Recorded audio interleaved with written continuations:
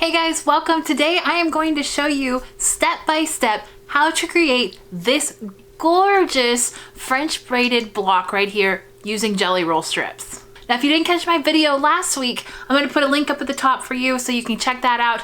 I kind of dove into my scrap stash and I just made a whole bunch of DIY jelly roll strips, okay?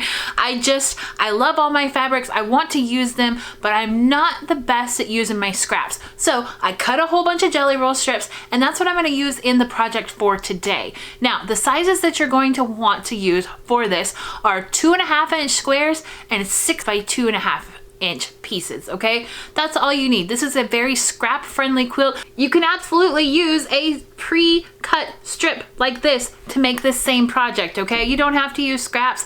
It just happened to be what I have on hand and what I cut from last week's video. So I'm going to show you everything that you need to know to make this block. Hey guys, I'm Kristen with IcyStarsQuilting.com. Welcome to my channel. Thanks for stopping by. If you need any tips, tricks, tutorials, I am your girl for all things modern quilting. Make sure you hit that subscribe button down below this video to get all the wonderful things that I have to share with you.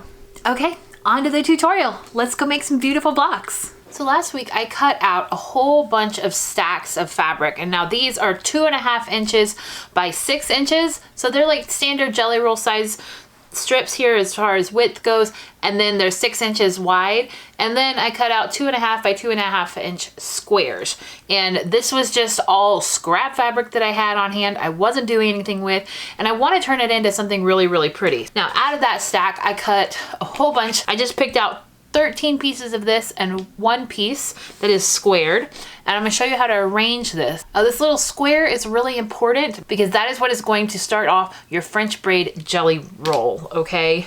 So I'm going to arrange this and just make sure that the pieces are kind of how I want them before I get too far into making this. And like already here, I don't really like this white next to this other white, so I may switch it up and let's do like a purple here. And you're going to go back and forth, keeping this kind of as your center line right here. And you're going to go back and forth. And I'm just getting different colored pieces so that I don't have too much of the same next to each other.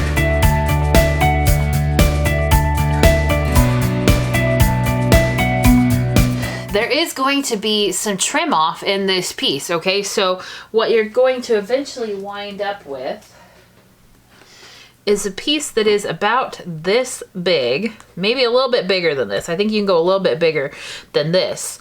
Especially you can go a little bit longer this way, but you're going to cut it off right here at the bottom of this square. What you're going to end up with is this gorgeous piece that looks like it is French braided together all the way up. And the reason that we started with this little bitty piece right here is because otherwise I would have had to start here and I would have lost all that fabric right there. So just by starting with the smaller square, it's going to allow me to only lose a little bit of fabric here and then work my way all the way up on this jelly roll strip, okay? When it comes time to putting this together on your sewing machine, you're going to assemble it in the same way that we just laid all the fabrics out, right? You're going to assemble this square and this first. And the way that you're going to do that is you're going to put right sides together and you're going to sew along this line right here. And then you're going to open it up. Then the next comes your next piece. Right sides together, sew right down here until you get to the end and open it up. And then you go all the way up, back and forth, skating across both sides until you have the whole thing assembled. So let's take it to the sewing machine and let's get it sewn.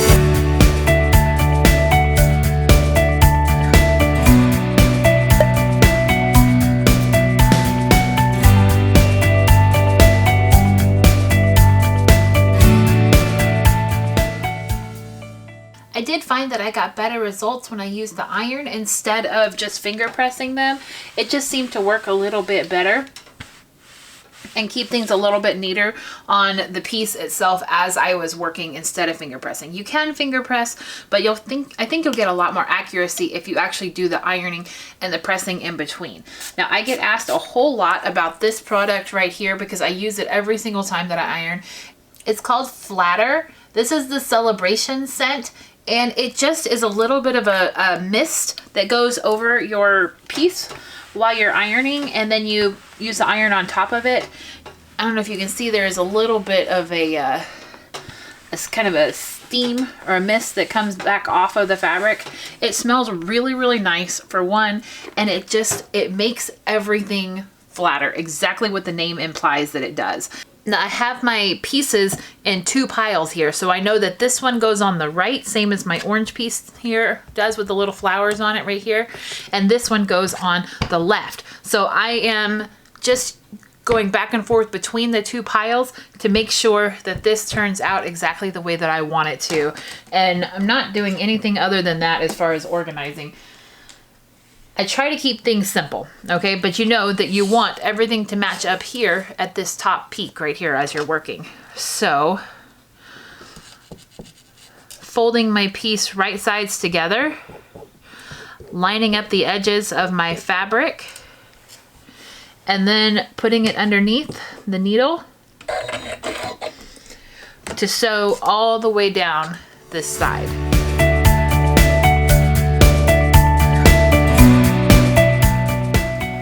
And then I'm gonna take this to my ironing board, press this side again.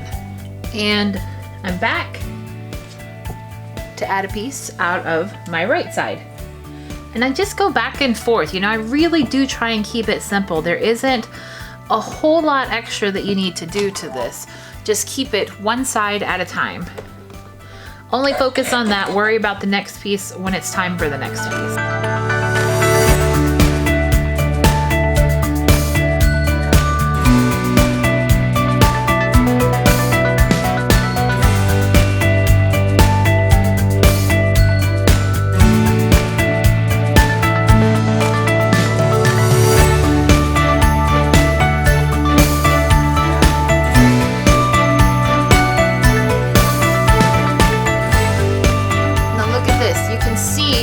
It is starting to form this chain all the way up, right? It's starting to form this chain.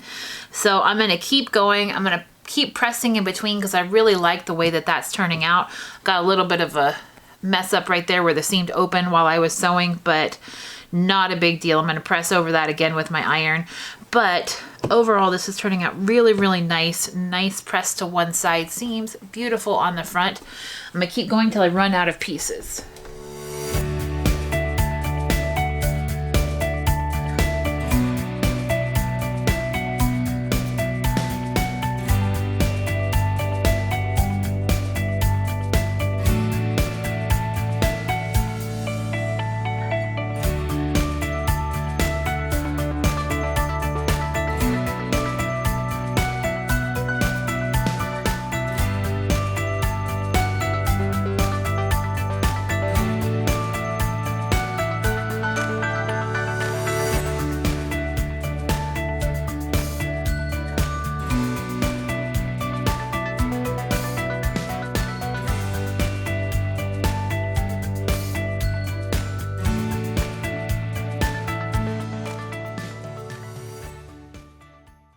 Here is my block all sewn together. I love, love, love the way this turned out. I'm going to put this block down here by me where I am. And you're going to notice that things are a little bit shifted. This block is a little bit over more towards this side, but the general, like, you kind of got to decide on this where you want. Now I'm going to make mine 6 inches wide because that's what my ruler is, and it's really, really handy to do it that way. Now you could see that I'm going to make one block out of this and trim it to where it's square, but you could see that you could take this and go all the way up and just keep layering right side, left side, right side, left side, all the way up the full length of your quilt, and then trim it and do another one. So you could kind of do like a chevron pattern, or, you know, just have these beautiful little French braids going this way. So I'm going to kind of find the middle of my ruler, and I'm going to put this block right here, this white block that we started with, I'm going to put it at 3 1/4 inches on my ruler. You could do it right at the 3 inches, but I can tell that, let's see, I want to go all the way up right at that 3 inches right here, right here, right here, right here, all the way up. And I'm kind of cutting it a bit close right here. So I'm gonna scoot over about 1/4 inch. So this little dashed line right here is my 1/4 inch. So it's 3 1/4 inch. And I just wanna make sure that I get all of these side edges in here, okay? I just wanna make sure I get all these side edges in here.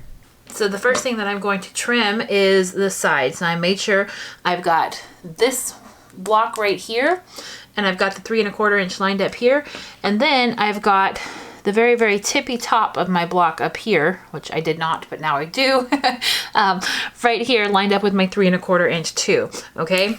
That way I have a nice straight block starting with this point right here. And I'm going to trim the sides. Most of these came off no problem. And then I want to make sure that I trim this side as well.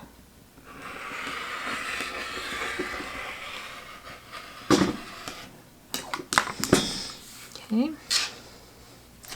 There's those sides. Now my block is exactly 6 inches. And now you're starting to get that really layered French braid look, right? Isn't that gorgeous? Now I'm going to trim this, the bottom of my block, perfectly flat. Okay, so I'm lining up one of these lines right here all along this side.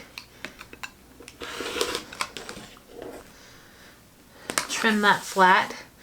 Come down here and do the same thing.